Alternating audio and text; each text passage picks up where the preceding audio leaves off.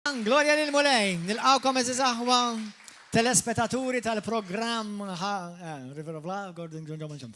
Għad nitċajta bħana lejja. Nilqawkom ġewwa River of Love il-lejla, għax spiss ovvjament ma nkun fuq il-programm ta' ħabejtek nilqa' nibdajt li nilqa' telespettaturi tagħna. U bħalissa għandna telespettaturi wkoll.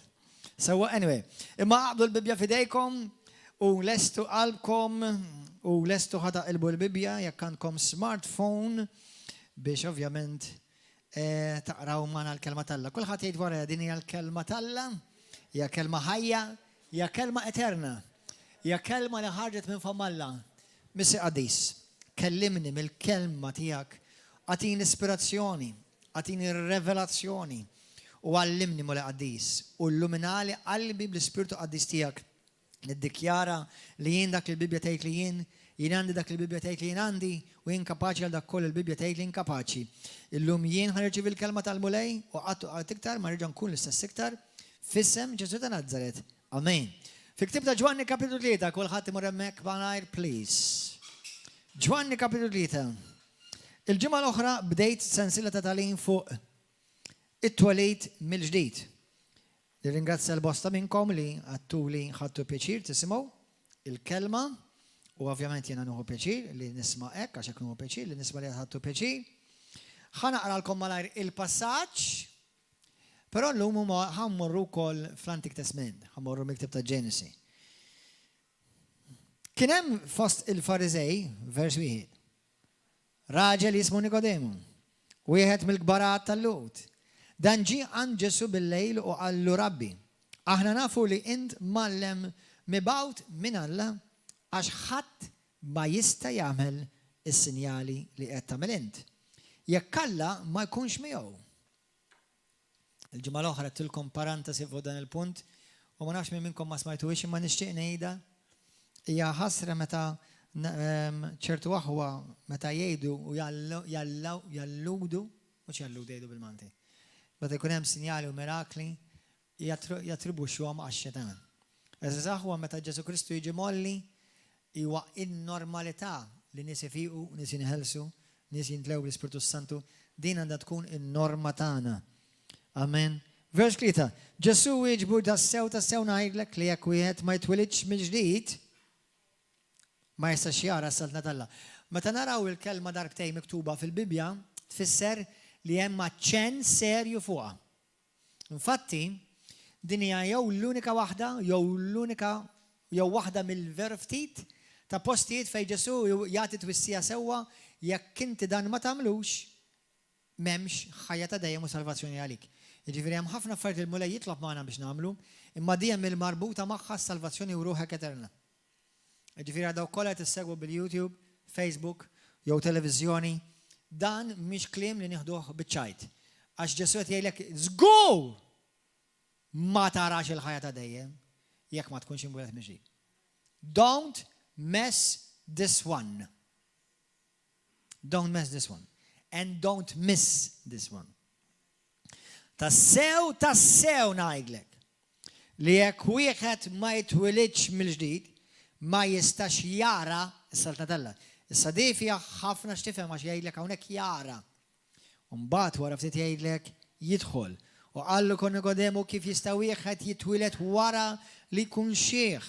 Jista' forsi jerġa' jidħol f'ġuf ommu u jitwieled. Wieġbu Ġesu tassew ngħidlek qed jerġa' jagħmel aċċenn li jekk wieħed ma jitwelidx mill-ġdid, mill-ilma u mill-Ispirtu, ma jistax jidħol fis-saltna ta' Alla. Dak li jitwieled mill-ġisem huwa ġisem u dak li jitwieled mill-Ispirtu huwa Spirtu. La tistaġibx jekk jien qedlek li jeħtieġ, you must, you have to, there is no other way, you have to, bil-fors titwieled mill-ġdid. Dan huwa passaġġ li xi kultant intaqa' ma' nies suppost Kristjani u nsara u ngħidilhom intom ħanejda bl-Ingliż, għax ovvjament il-kelma born again hija bl-Ingliż. Ngħidilhom are you born again? Jgħidu li le jiena Catholic. Ma ke? U mhux Catholic biss, taf kull rispett lejhom. Hemm oħrajn li forsi attendu komunitajiet oħrajn, Battisti, Evangeliċi, Protestanti. Inti mwilda miġid, le jiena mmur il-Knisja ma minix imwelda. Inti mwilda miġid, le jiena Ġastien u l-Mulej.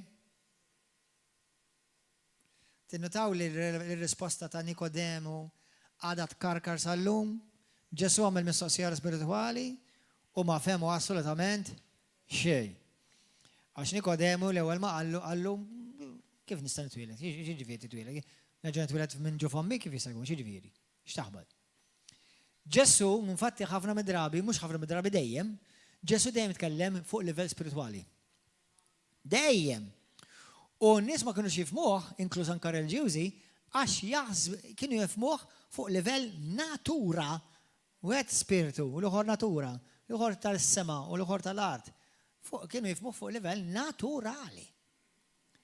Il-klim ta' Ġesu tipprovax tifmu naturali, anzi il-Bibja tgħidlek, morru fl-ewwel Korintin 2, morru hemm. L-ewwel Korintin 2, vers 14, di qed nagħmel naqra recap bej wieħed u ieħor tal-ġimgħa l-oħra. Vers 14. Il-bniedem naturali, jiġifieri il-bniedem li jaħseb b'mod uman, il-bniedem li jaħseb jew jirraġuna bil-mod tan-natura, tal-ġisem, natura dak li tmiss, tara, tisma' u tħoss. Il-bniedem li jimxi bin-natura tiegħu ta' dal-ġisem ma jilqax il-ħwejjeġ tal-Ispirtu ta' Alla. Għalih huma kollha bluha. Ma jistax, mhux ma jridx, ma jistax jifhimhom. Għaliex ħadd ma jista' jarbilhom jekk mhux, ħadd ma jista' jifhimhom, ħadd ma jista' jkollu rivelazzjoni tagħhom, ħadd ma jista' jkollu għarfien u fema fuqhom għax huma mill-Ispirtu. Infatti, xi kultant nitkellem ma' xi Kristjani u niddubi dan ma' dan wieled mhix żgu. Jew din wielda mhix qed tifhimni dan mhix qed toħodni. Qed nitkellem spiritwalment u mhix qed taqbad tardi jew da. U da suppost Kristjan. Għatifmu, infatti ħanejt xi ħaġa parantesi, il-liġi kienet għal-bniedem naturali.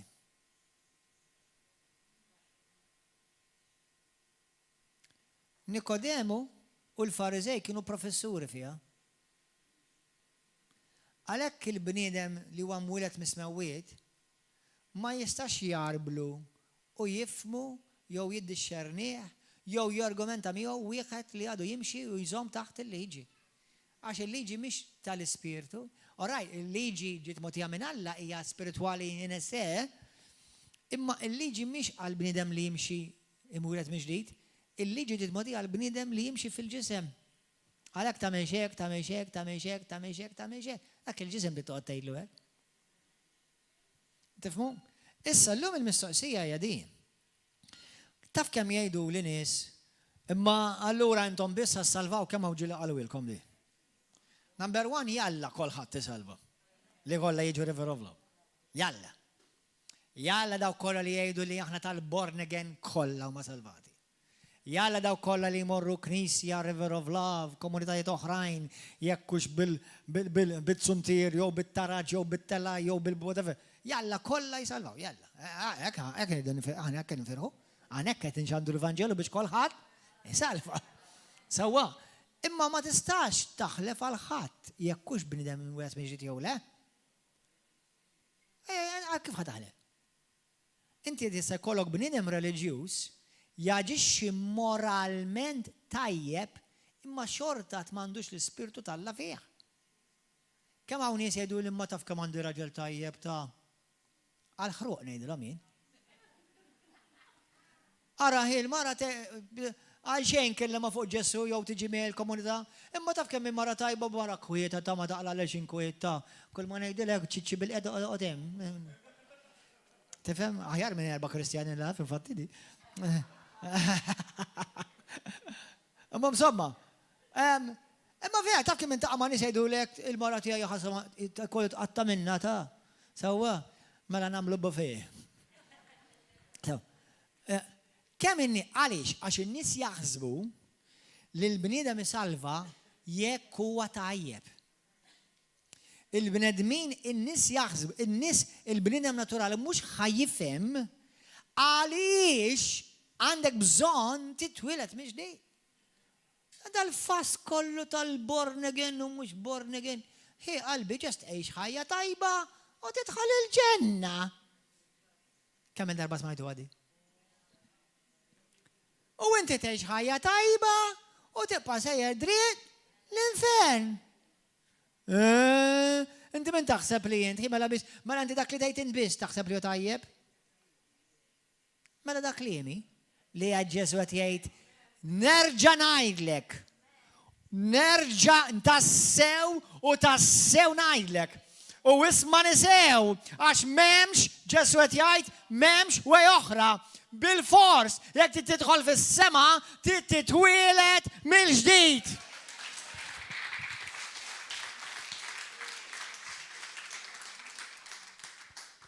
Kemm sibt nies reliġjużi, well-meaning, sweet, qabli anka tuħu pjaċir tuħu kafe magħhom għax mhumiex kisħin, sweet. Natura, dan fil-sens għandhom natura ħelwa, friendly. Imma titwieled mqulet u dawk kollha bluha li jgħinna. Infatti, bluha. Għal-bniedem naturali dawn l-affarijiet huma bluha. U l-iskrittura kontinwament tiġi mwettqa. Issa l-mistoqsija li rrid indirizza llum jien illum hija propja għal dawn il-mistoqsijiet. U Alla tajjeb u Alla li jdaħħalni żgura x'ina qalbi tajba. Kemm smajta di. Għas jafu, mhux għax ikunu kattivi ta' jew kisħin, ma jafux. Li l-iskrittura tixhed kontra tagħhom li qalbek ħażina mhux tajba anzi. Fil-ktieb ta' Ġeremija 17 tgħidlek min ħajafda fil-qalb tal-bniedem. Il-qalb tal-bniedem hija mħassra. Alla, kieku jien minix imwieled minn ġdid, mhux qed nippretka l-Vanġelu? Jiena x'nippretka l-Vanġelu nagħmel? X'qed tippretka tagħmel?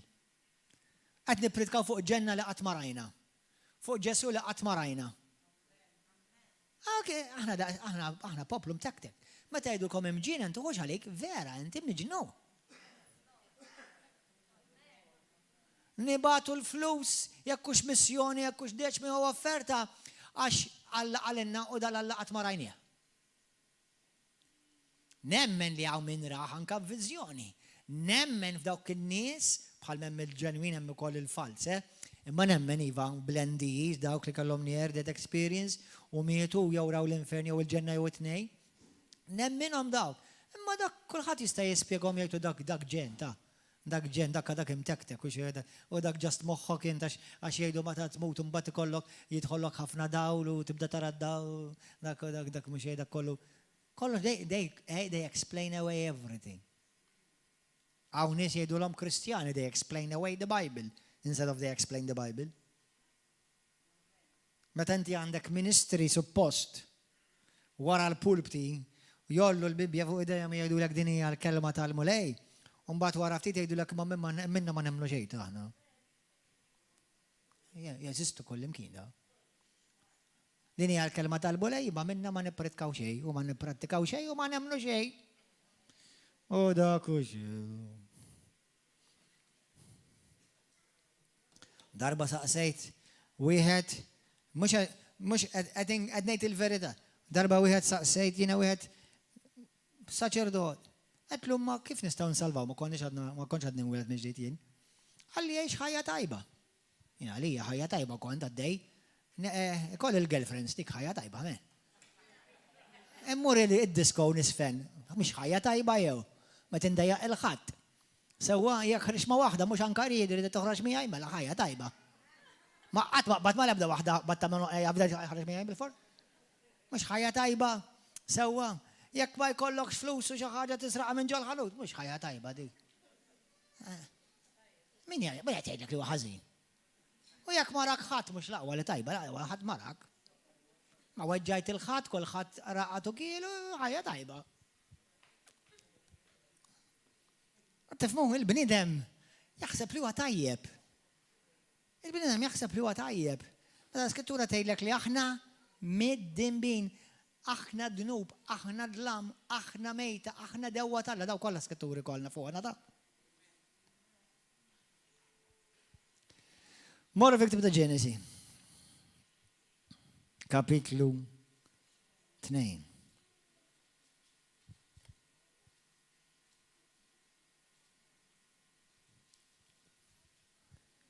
Mur saqsi, ħantikom proġett. Din il-ġimgħa,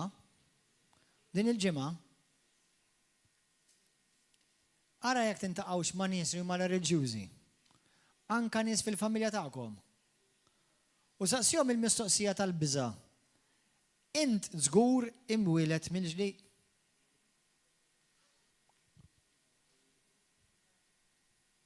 Kemm taħseb li min 100 jgħidulek iva? Min 100? Xejn. Dik hija s-sitwazzjoni ta' depravità ta' dal-pajjiż li ngħixu fih. Meta Ġesu qed jgħid tassew qed ngħidlek, ismani sew bl-akbar serjetà, jekk ma titwilidx minn ġdid ħadd intilef ta' ħadd tmur l-infern, fl-abbissi tal-infern għall-eternità ta' mhux għall-ġimgħatej jew għal sena ta'. Jew ta' xi 4 snin bħalma ta' tmur ħabs jew xi sentenza jew 10, għax anke Malta jekk tagħtuk omrok ħabs ukoll wara xi 20 sena joħroġ jew xi 23 sena. U jekk ikollok is-saħħa bli tgħix naqas minn ieħor. Eternità ta' mhux ċajta ta'. Il-mulej ħenna għalina, pero diġà ħenna għalina. U ma jaqafx ħenna għalina.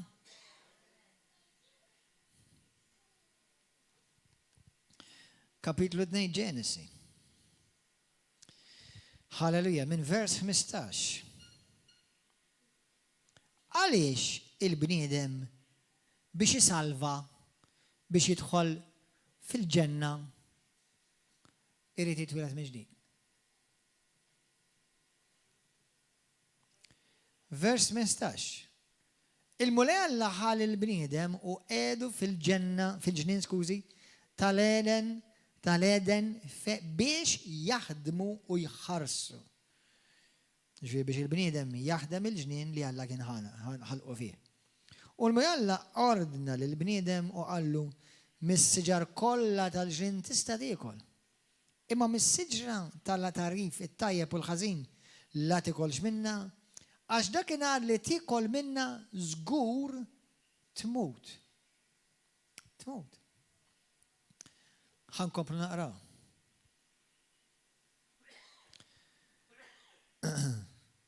Kapitlu 3. Vers 1. Is-serb kien l-aktar wieħed li jilħaqlu fost l-annimali salvaġġi kollha li kien għamel il-mulej Alla. U qal il-mara, tassew li Alla għalilkom, tassew li Alla għalle. Ma dik il-Bibja li inti taqra, ma dik vera l-kelma tal-Alla, dik mhux il-bniedem kitibha. Ismawni, ħanallimkom xi ħaġa jekk tippermettuli.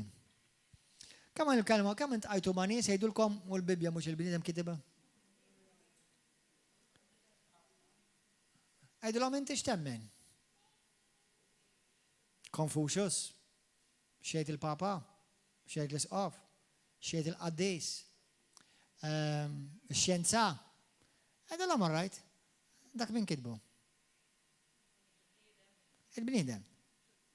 Mela inti tażel li tagħmel dak il-bniedem. U jagħżel kien nemmen dak il-bniedem. Mela tnejn nemmnu x'kiteb il-bniedem. Tifmu? Il-qaddis bniedem hi. Ma qaddis bniedem. Ma qaddis bniedem. Inti qattara l-Alla jektab il-Bibja? Allura hi dok ġust il-bniedem kitbu. U vera l-bnidem jikdbu, tu għax argumenta maħħom għax għandhom dritt, u għandhom raġun, għanzi għatejlek il-verità. Il-bnidem pendet kitiba. Imma il-ħsib l-ideja u Alla. Jekk tiftakru fi żmien meta Malta qabel ma saret brava ħafna u sirna ħafna bravi, kien hemm ħafna nies li kien jgħidulhom ignoranti, imma l-menu kien ikollhom żwieġ kien ikopoġġi jżammuh. Kellhom familja ta' tużana, kienu jkopoġġu irabbuhom u jagħmluhom nies u rġiel. Illum il-ġurnata tant sirna brava li mara raġel ma jistax joqogħdu iktar minn ftit xhur u mbagħad sibu oħra x'aħna sirna bravi.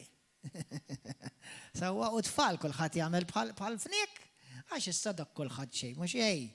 Sewwa u nagħlmuhom fl-iskejjel kif jimmasturbaw u kif jbusu l-missilgħet l-oħra, u għax issa aħna tant skinna bravi.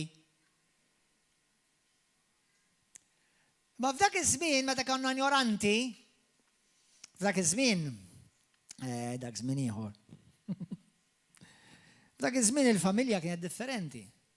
Dak iż-żmien meta konna ignoranti, mara li ma kienx jaf tikteb, jekk kellha bżonn tikteb avukat, notar, tmur għand il-kappillan jew tmur għand in-notar biex jikbilha, jew jekk kellhom xi ħadd l-Awstralja kienu jmorru jew għall-kappillan jew in-notar jew it-tabib tal-familja biex jiktbulhom ittra lill-aħwa l-Awstralja. Allura mbagħad kif tirċivija pereżempju oħti l-Awstralja, dik tgħid tara l-kappillan kemm iħobbni ħaża fija.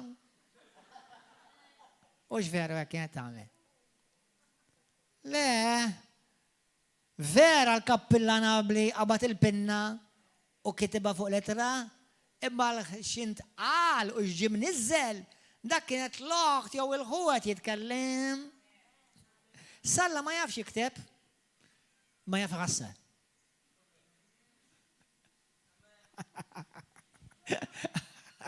Għaw xi ħadd qabadha di. Alla ma jafx jikteb, imma jaf iħassar. Allura juża lilek bħalma qal Pawlu, intom littri miktuba tagħna. Intom epistoli ħajjin. Alleluja. Anyway. Mela. Is-serb kien l-iktar wieħed li kien jilħaqlu fost l-annimali selvaġġi kollha u kien għamel Alla l-mulej. U qal il-mara. Dan is-serb qal il-mara. Serb, mara, għod attent mis serb.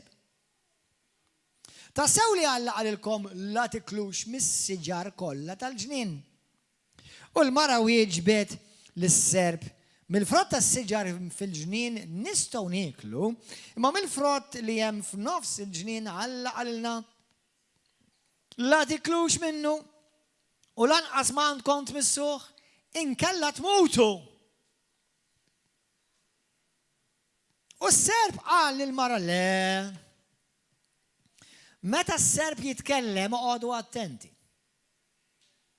Għax is-serb qatt ma jgħidlek il-verità sħiħa, ma jkun biċċa fiha verità biċċa minnha. Żgur li ma tmutux. Ħanallimkom xi ħaġa blajna tal-mulej fuq is-serb. Kull ħaġa kemm hawn minnkom is-serb kellimkom? Hawn xi ħadd is-serb kellimkom? X'qallek is-serb? Għidli x'qallek brada lilek. Tista' tgħidli? Minute, whatever. Minute, subaj, James, James. James chapter 1, please, Eili. X'qallek is-serb ili? Eidli waħda biss. Waħda, ma eidli waħda x'qallek. Għallek biex ma tiġix il-fellowship is-serb. Sewwa. Kull ma jgħidlek is-serb għamel dejjem l-oppost. U kull ma jgħidlek is-serb l-oppost hija l-verità. Għalhekk meta s-serb jgħidlek inti ħadd tmut, il-verità ħatgħix. Meta s-serb jgħidlek inti mhux ħarnexxielek, il-verità ħarnexxielek. Meta s-serb jgħidlek inti mhux inti kapaċi għal xejn, int kapaċi għal xi ħaġa żgur. Tifhem, is-serb m'għandux il-verità fih. Jaqbad il-verità tal-Alla u jittwistja. Interesting, the serpent twists. He twists truth. He doesn't create truth. He grabs the truth and twists it. All right, għodu attenti. Leżgur li ma tmutux imma Alla jaf li dakinhar li tiklu minnu jinfetħulkom għajnejkom u ssiru bħal Allat. U jafu t-tajjeb u l-ħażin. Issa, believe it or not, ma nafx qatt innotajtu naħseb mhux darba semmejta hawnhekk mhux jew darbtej. Dawn esew, isimgħuni aħwa, ma tistax inti tagħti attenzjoni lis serpu lil Alla flimkien. Ma tistax tisma' net u Super One flimkien. L-aħjar ma tisma' l-ebda wieħed minnhom. All right? Mela isimgħuni, isimgħu xejn Alla biss. Għax meta jitkellem is-Serb biex tisma' lill-Serb tittalaq widnejk għal Alla. Qed tifhmha di? Biex tisma' lis-Serb tittalaq widnejk għal Alla.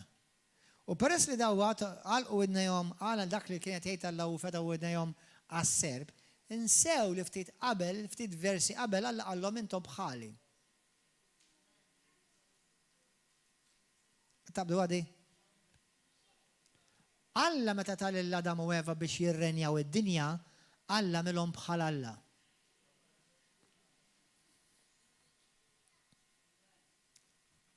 Amen. Imweldin minn Alla kienu daw. Adam u Eva kienu imweldin minn Alla.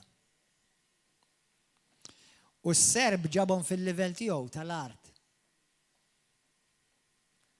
Ġeġralhom. Daw kielu tajjeb, kulħadd jaf li kielu. U għans li kielu, xamlu dawn? Il-glorja li kien hemm fuqhom, Romani kapitlu 3 marru hemm, għaliex għandek bżonn titwieled mill-ġdid. Għaliex? Għax int mejjed. Jekk xi ħadd jgħidlek mejjed, sew jekk inti Kristjan u sew jekk le jgħid il-verità. Jekk inti m'intix Kristjan huwa wake up call biex titwieled minn ġdid. U jekk kien Kristjan jgħidulek int mejjed jgħidlu praise God, ejja halleluja tirnexxieli.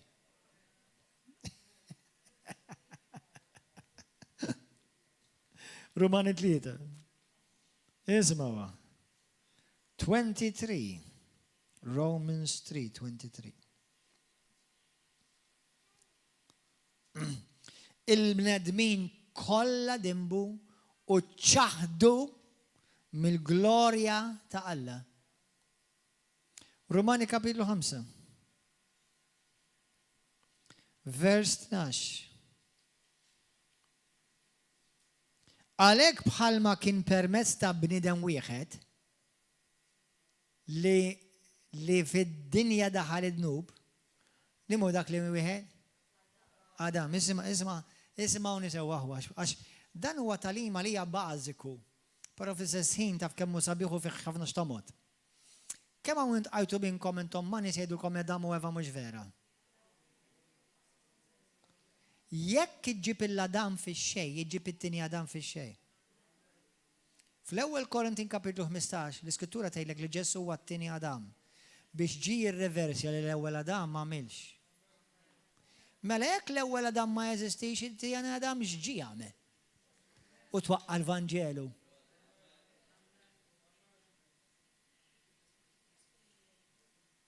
Issa Ġesu tkellem fuq Adam. U interessanti, fija ħafna tal-imdi, id-dnub ma daħalx b'Eva, id-dnub daħal b'Adam. Nixtieq nagħmel sensiela ta' talim fuq il-koppji, fuq l-irġiel u fuq in-nisa. Imma nibża l-istess vojti għall-Knisja.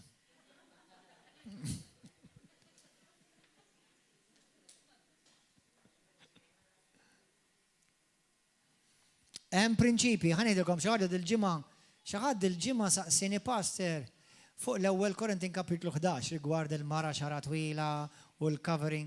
Dak taf dak għandu x'aqsam ma' sottomissjoni, awtorità, u l-kunċett huwa kollu fuq l-awtorità. Imma meta żwieġ jopera tajjeb, mhux qed nitkellem fuq dittatorjat, u r-raġel jieħu postu u l-mara tieħu posta, il-familja terġa' tibda tiġbaħ l-ewwel waħda fil-ġnien ta' Eden qabel il-ġnien, qabel il-waqa'. Fi ħafna tal-imsabiħ. U mhux qed ngħidilkom li jiena wasalt, qed ngħidilkom li hemm ħafna xi tagħmlu biex nikbru. U jekk inkom qed toħorġu flimkien, jew ilkom flimkien, u tixtiequ toġbu lil Alla, iżżewġu. Ħalli jkollkom il-covering tal-Alla fuq ħajtkom, ħalli jkun hemm segwenza divina fuq ħajtek. Ir-raġel, il-Alla, orrajt fuq il-mara u fuq ir-raġel it-tnejn l-istess minħabba relazzjoni individwali. Imma fuq ir-raġel, Alla fuq ir-raġel, ir-raġel huwa r-ras tal-mara tiegħu mhux tal-mara tiegħi. Di taħwid oħra.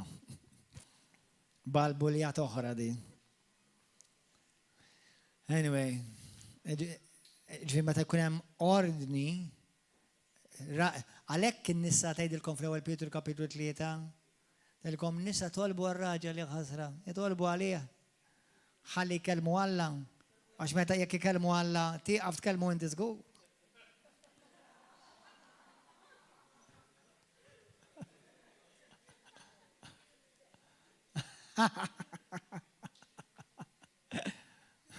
Imma peress li jitkellmu ħafna inti għadu ma jistax jisma' lil Alla.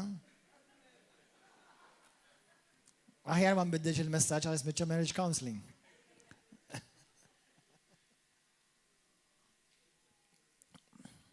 Mela, anyway. Allura interessanti li l-Bibja tgħidlek li daħal permezz ta' wieħed raġel. Issa, araw xejn li l-komplement. Għalhekk kien bħal permezz ta' bniedem wieħed li d-dinja daħal id-dnub. Permezz ta' d-dnub il-mewt. Mela meta daħal il-mewt, daħal minħabba dnub, minħabba li kmant wieħed Alla tom, my goodness gracious. Kmant wieħed. Taf li sakemm inti Alla tom il-kmandamenti ma kellhomx kmandamenti? Kemm jxerf, illa kemm revelazzjoni kbira, wow. Imma taf li inti qabel ma dalhom Alla tom il-kmandamenti, Alla mexa magħhom. Għamel perjodu dak li ngħidulu tal-grazzja qabel il-grazzja. U meta l-poplu tal-Alla ried li jridu kap, jridu gvern u jridu l-kmandamenti, Alla ħallihom ikollhom dak li jridu u rihom li ma jbinna bis-seta tagħhom unut li ma jistgħu qatt jilħqu l-istandard Alla. U Alla pratikament bil-liġi taf x'qallhom, iktar m'għandkom liġijiet, iktar ħambetkom. 613 il-liġi jew 613 jew 14, għandu jkun 613 waħda.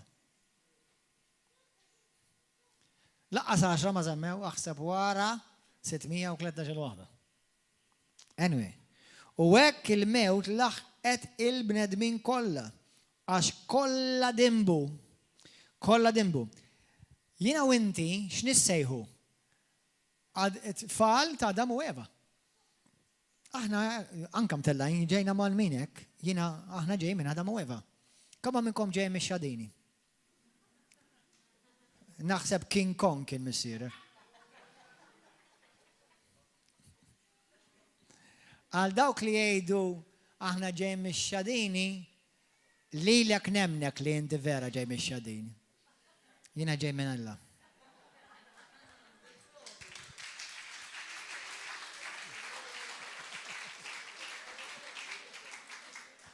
Ara ma tmorrux toqgħodu targumentaw għax hawn żewġ razzezz, għax dawk li ġej minn Alla u dawk li ġej mix-xadini. Amen, iġbi toqgħodux ħablu raskom. Vera hawn min ġej mix-xadini, imma n-nies li suppost jiġu River of Love u jduru lejn Kristu huma nies li ġejjin minn Alla. Amen. U dawk li jgħidu li ġej mix-xadini għax jitkellmu bħal xadini.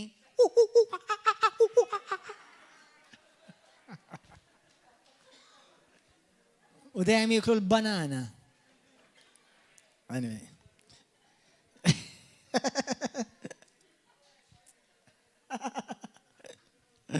M'għandix namen. Ajma Ġesu ħanin.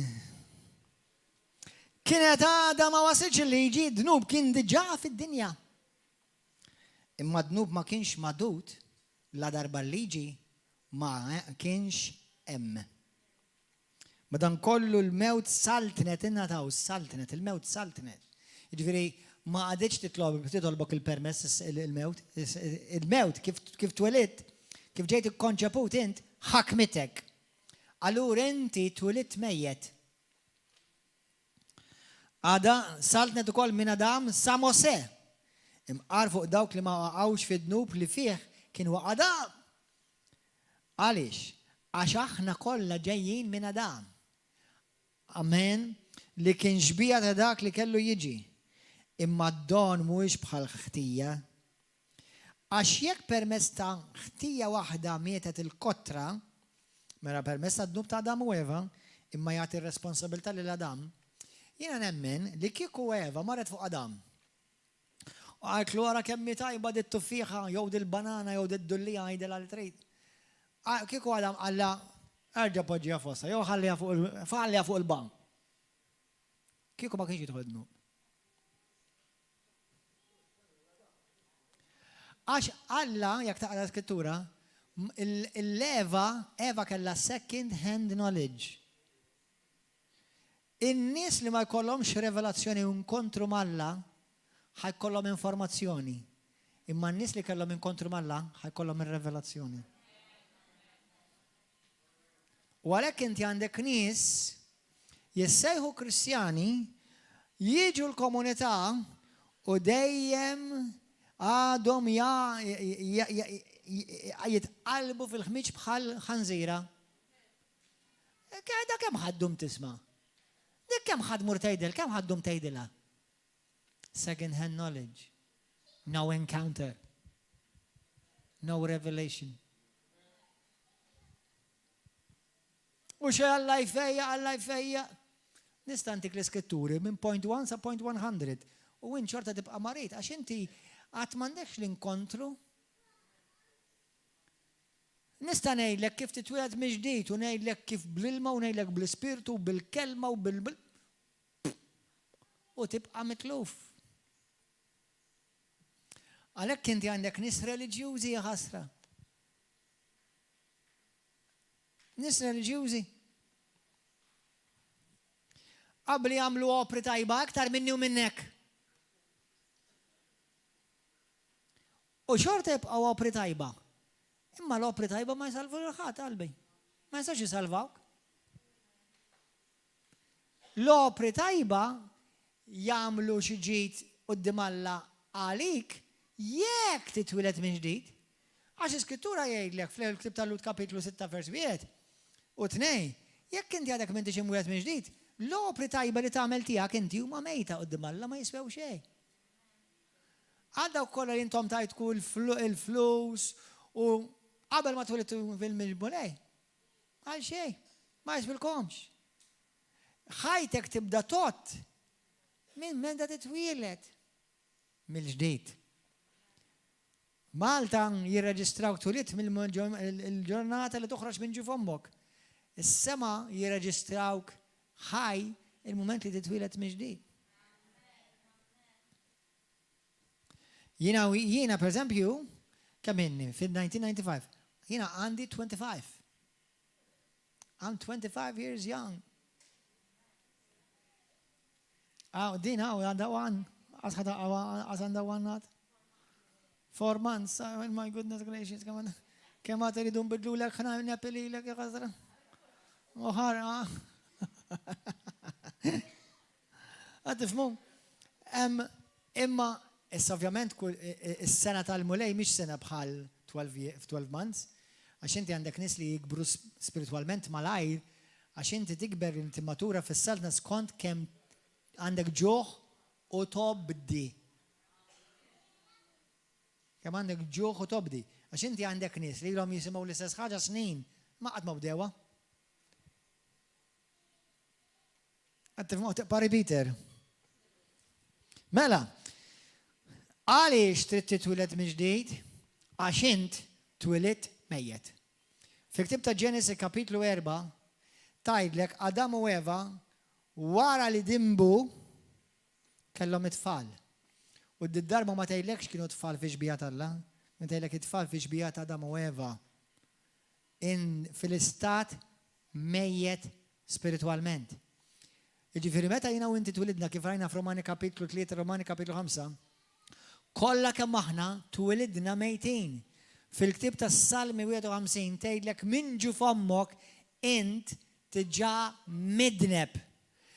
Qabli ħafna minnkom aħna nikbru smajna min jgħidilna għax it-tfal innoċenti. Le, it-tfal mhumiex minn punto de vista spirituali u innoċenti qudiem Alla. Innoċenti fis-sens għax m'għandhomx maturità, all right. Ma mhux għax huma innoċenti għax m'għandux ħażin, għax jiena u inti ma mmorrux l-infern għax aħna jien għamilt adulteru, jew għax jiena rajt il-pornografija, jew għax jiena sraqt il-vat, jew għax jiena sraqt it-taxxa, ma tmux l-infern għalhekk ta'. Tmur l-infern għax inti ma twilix minn ġdid.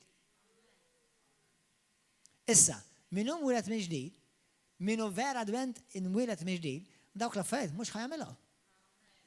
U jekk inti jkollok intentazzjoni tagħmilhom, ma jfissirx li bil-forsi li tkoll tagħmilhom. Tinsiex, Ġesu kien perfett. Id-dub qatt ma daħal fih. Imma b'xi mod għax kien jgħid ġisem naturali tal-art kellu tentazzjoni l-Bibja dejla.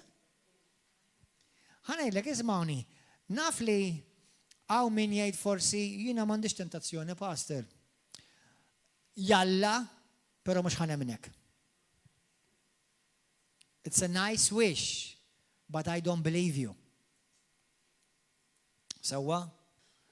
Ir-raġuni għaliex għax biex inti ġieti tgħid li m'għandekx tentazzjoni, ngħidlek kważi inti aħjar minn Ġesu. Mhux kważi hekk tiġi. Issa mhux qed ngħidlek għax għandek it-tentazzjoni inti midneb għax it-tentazzjoni waħedha ma tagħmlekx midneb.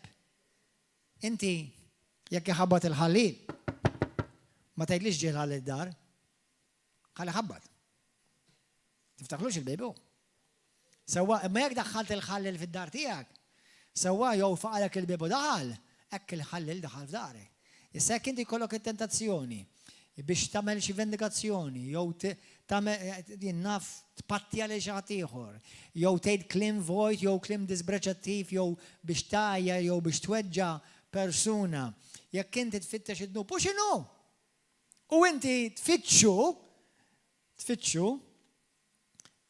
għandi dubju kemm inti imwieled miġdid. Issa nemmen li hemm nies li huma karnali spiritualment u tkellimna u semmejnihom ftit il-ġimgħa l-oħra. Hawn Kristjani karnali. Sewwa li nista' ngħidlek jiena attaħin ħafna mal-mulej. Ikber spiritualment. Iktar ma tikber spiritualment, inqas jaħkmek id-dnub. Ħanfakkarkom realtà. Tinsiwi xi ngħidilkom. Kollha kemm aħna ġejna maħlusa mill-Eġittu. L-Eġittu kellhom ħafna għallat. Żrinġijiet, grasshoppers, sriq. Kellhom ħafna għallat. Forsi l-allat tiegħek mhux iż-żrinġ. Forsi l-allat ta' dak huwa s-sirb, jew l-allat ta' dak huwa l-grasshopper, jew l-allat ta' dak huwa l-baqra. Imma ħanejdilkom ħaġa. Meta toħroġ mill-Eġittu, l-alla li kont dura jibqa' jiġri warajk. Għalhekk inti għandek nies li jisiru Kristjani u jibdew jisiru self-confident. I'm not talking about God confident. Self-confident. Jekk isir self-confident, nixtieq nagħmel messaġġ. There's a fine line between faith and foolishness. Imma simawni, jekk isir self-confident, inti sir tista' kandidat biex jibilek l-għadu. U ta' fil-kapitlu u l-versi kollha bl-amen. Remain humble, ibqa' umli. U l-konfidenza dik hija biss fi Kristu, mhux fik. Qed tifhmu? Oqgħodu attenti. Imma jalla m'għandekx tentazzjonijiet. Però żgur għandek tentazzjoni li xi ħadd jgħidlek xi ħaġa għandek bdiet tgħidilu lura. Se tażel ma tgħidilux. Imma dik hija tentazzjoni. Jekk inti jogħġbuk in-nisa tgħaddi xi waħda kif toġob lilek, għandek bdiet tħarsilha darbtej. Jew toqgħod tħares lejha u tirringrazzja l-mulej tan-natura. Jew tagħda raġel, tgħidi l-allu x'raġel fik. Ovvjament is-sabiħ ma tistax tgħidlu kraħ. Imma tittoqgħod attent kif tħares u kemm iddum tħares. All right? Jista' jkun li inti għandek il-sinek laxk, kliem ħażin. It-tentazzjoni kulħadd f'xi erja għandu u ħafna fid-drabi iktar minn waħda. Kemm hawn tentazzjonijiet tal-but? Kemm hawn minnkom ġielkelkom it-tentazzjoni li ma tagħtux offerti u ma tagħtux id-deċma. Dik tentazzjoni oħra, ta' by the way. Oops, it's silent all of a sudden.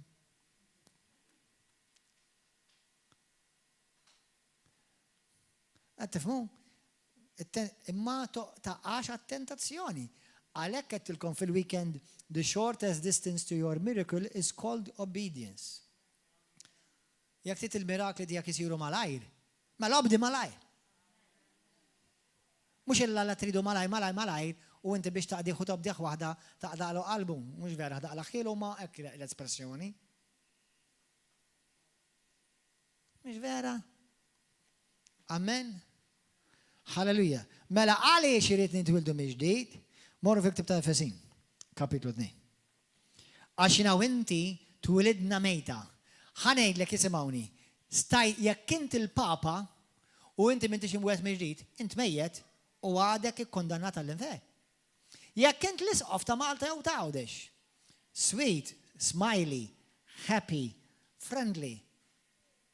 Jekk inti m'intix imwiegħed mill-ġdid, għadek mitluf. Jekk inti pastor, jekk hux ta' knisja kbira jew knisja żgħira jew knisja medium, jekk intix Pentekostali, Battista, Anglikan jew Luteran, jekk m'intix imwiegħed mill-ġdid, għadek mejjed fid-dnub tiegħek. U titwiegħed mill-ġdid mhux għax tiġi River of Love. Hello! Naħwa minn moħħhom taħwa. Isimgħuni, aħna jekk inti tiġi River of Love nilqgħuk, speċjalment jekk inti tiġi Almoli aktar u aktar. Imma li tiġi ġobinja ma tagħmlekx imwieled mill-ġdid. Iġifieri kif jgħid bil-Malti, toqgħodx timlajnek għax tiġi River of Love il-komunità, allura int orrajt, int trid tkun imwieled mill-ġdid mill-ispirtu u mill-kelma. U importanti dan għaliex fajna Alla jiena u int jekk ma nkunx imwieled mill-ġdid għadni mejjed. Ftakar l-Iskrittura x'tajt. Fl-ewwel Korintin, il-bniedem naturali ma jistax jiret is-saltna tal-Alla.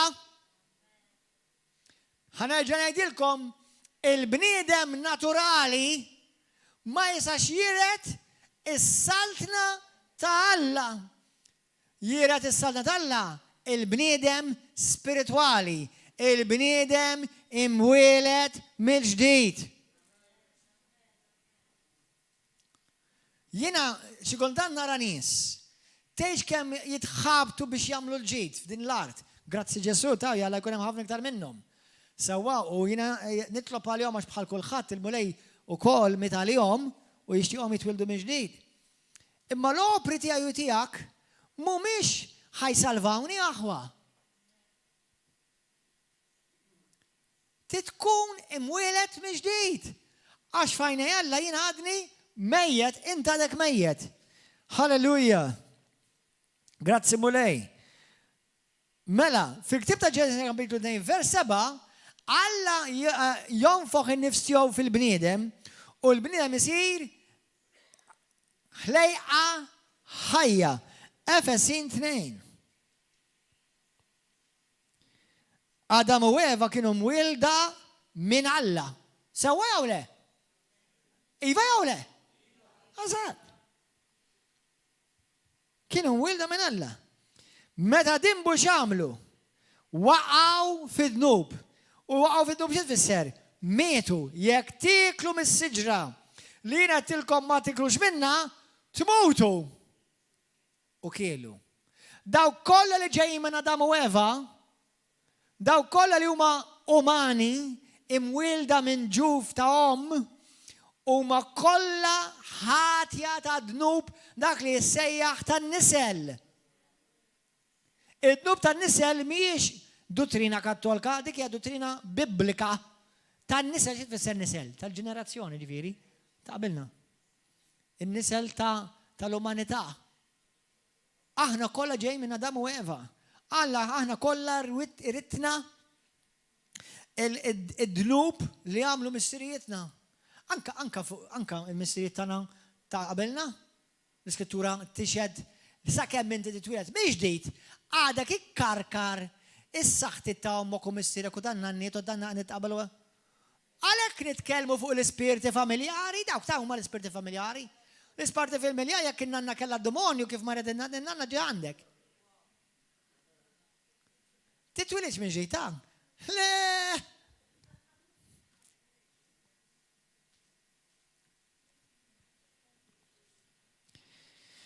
Mela vers wieħed Efesin 2. Intom li kontu mejtin.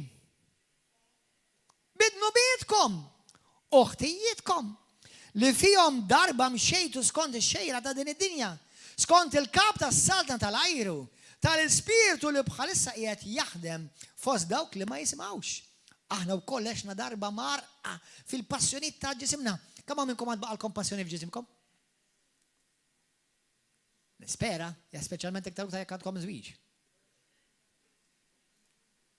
Kemm minnkom għad baqalkom passjoni f'ġisimkom? Il-Kristjan għandu jkollok iktar passjonijiet, ma mhux marraq fihom. Jiġifieri mhux jikkontrollawlek ħajtek.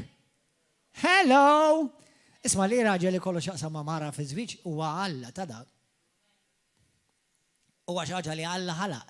Jiġri ma tkomx xejn minn xiex tistħi jew tibża'. Hawnhekk tgħidlek nies li huma marqa mazza fil-ħmieġ, mazza. Aħna wkoll għexna darba marqa fil-passjonijiet ta' ġisimna. Kemm naf nies minn filosofija pornografija? Kemm naf nies nisa kontinwament ġimgħa wara ġimgħa jew irġiel jew kollox. Għaw minnkom għattu l-istejjer, il-ħnizriet, il-ħmiex li għamilt jien qabel ma ġejt riverovla. Kont naħseb li kont ħażin qabel. Dejk kont ġibni nidher qaddis qabel ma kont qaddis.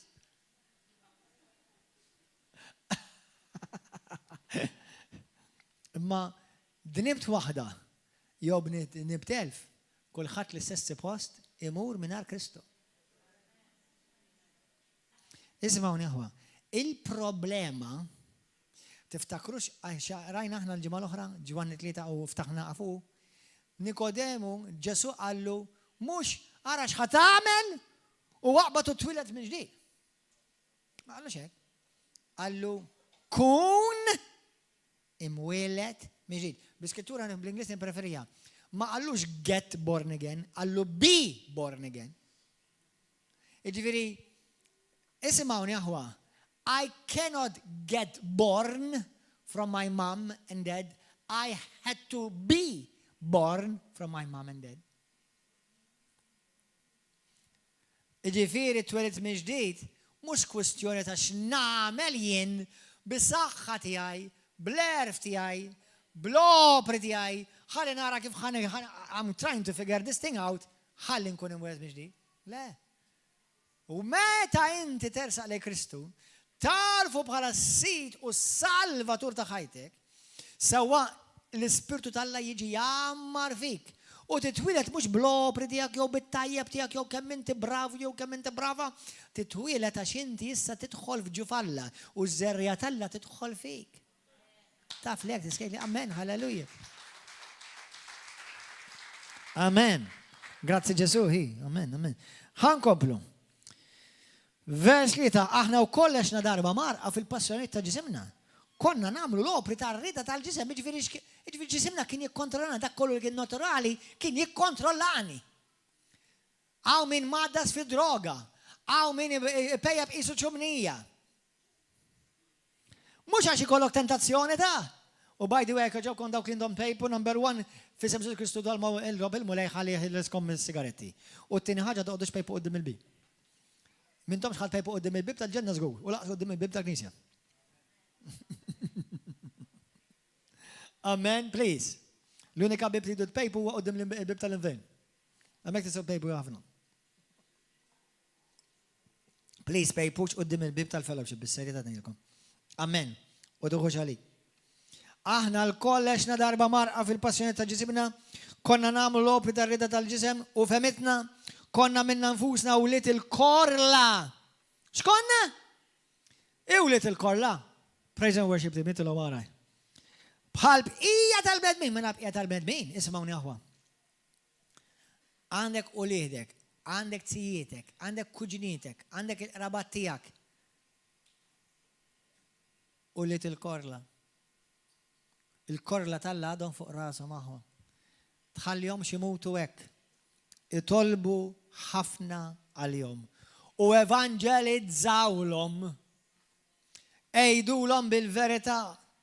Jekk għalmenu ma tafx ejdulhom, ejdulhom isimgħu il-dalli blaħa wara. Għodu samu ilu. Lili. I don't mind jekk jgħidu li bla. Jalla jisalvaw. Jalla jiskopru l-verità. Meta aħna konna mejta, kulħadd jgħid mejta. Minħabba fid-nubitna. Tana ħajja ġdida. Flimkien ma' Kristu bil-grazzja antom salvi. Alleluja. Gloria l-mulejn. Fil-Romani kapitlu 3 morru hemm. Tiġarajni anzi ħallija. Aqbżwa. Morru Kolossin kapitlu 1. Kolossin 1. Ara xi tajt. Vers 13. Ħelisna mill-ħakma ta' dlam u daħħalna fis-saltna ta' ibnu l-maħbub li biħanna l-fidwa u l-maħfra ta' dnubitna. Efessin kapitlu 4. Anzi kapitlu 5. Vers 8.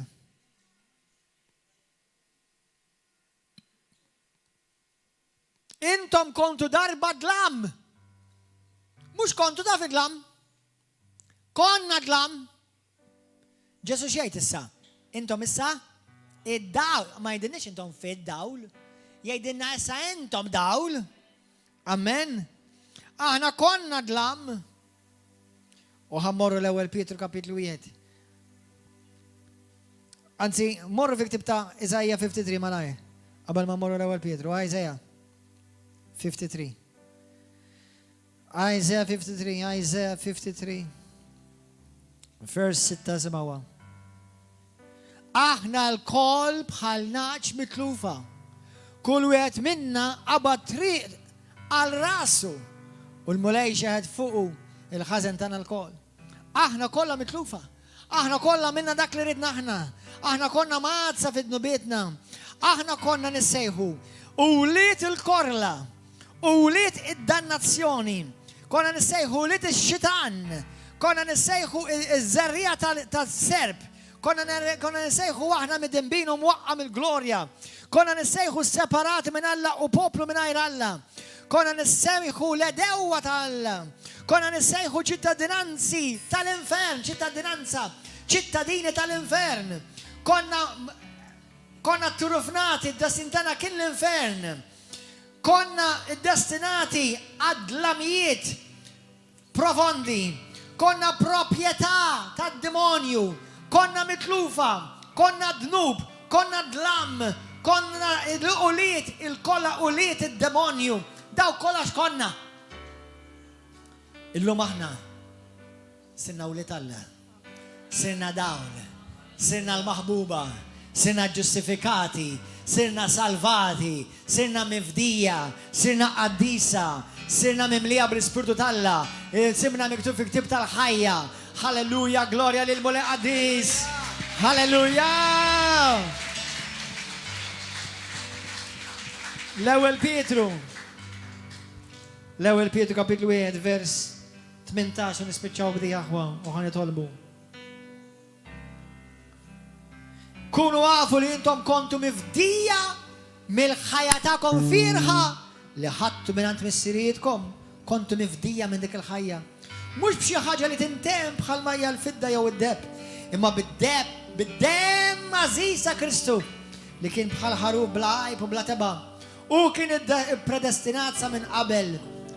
Ma saret id-dinja mader fl-axħar ta' zminijiet minn ħabba fikom. Biħintom temnu falla. li qajmu mill-imwietu taħ il-glorja, hekk il-fidi tagħkom jew kol ta' ma falla. Intom naddaftu rwieħkom, aħna da, isimgħuni aħwa.